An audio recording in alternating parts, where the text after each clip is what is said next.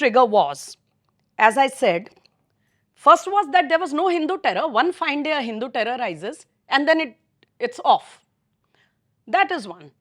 The second trigger which led me to think of, looking at it in a different way was the question that this entire bogey of Hindu terror came about at a time in the country when India was going through a very, very sensitive and difficult time.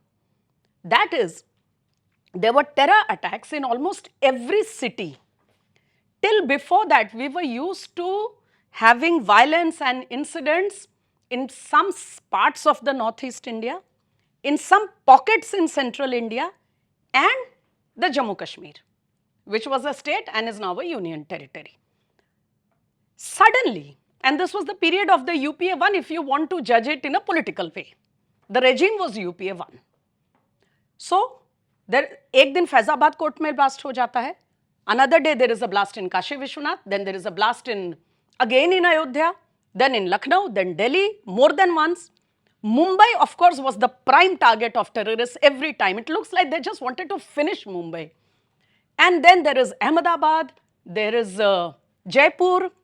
So this long list of incidents, it looked as if suddenly the country had become a sort of, as if the terrorists were running free and they had a free run across length and breadth of the country and nobody was there to stop them.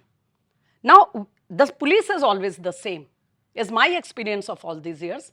The police is mostly the same and the investigation agencies are always the same.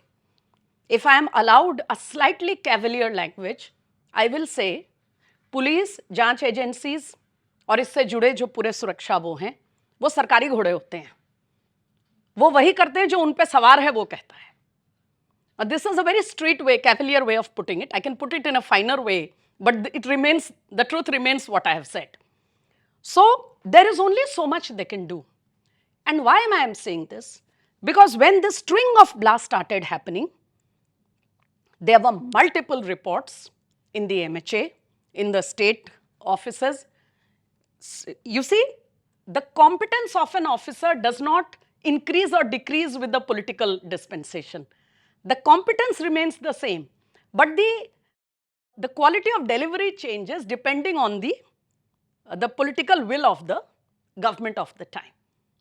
So officers were competent then, they are competent today, or not competent, either way, however you look at it. So there were competent officers in the MHA at that time. They were looking at everything very closely, very keenly, observing, analyzing, and they had some very, very sinister conclusions. All those conclusions were being hammered into the political leadership every day, but there was a clear indication to go slow or to look the other way. Now this raises a very important question. The country is threatened by terrorists, by enemies of the nation. Why are you not interested in taking action? I mean, which government doesn't want to protect its own citizens? So this was a difficult point.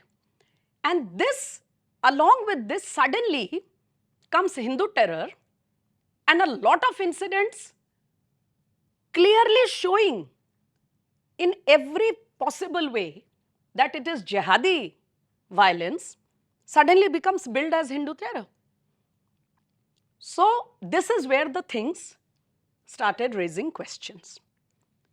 And I started studying about it.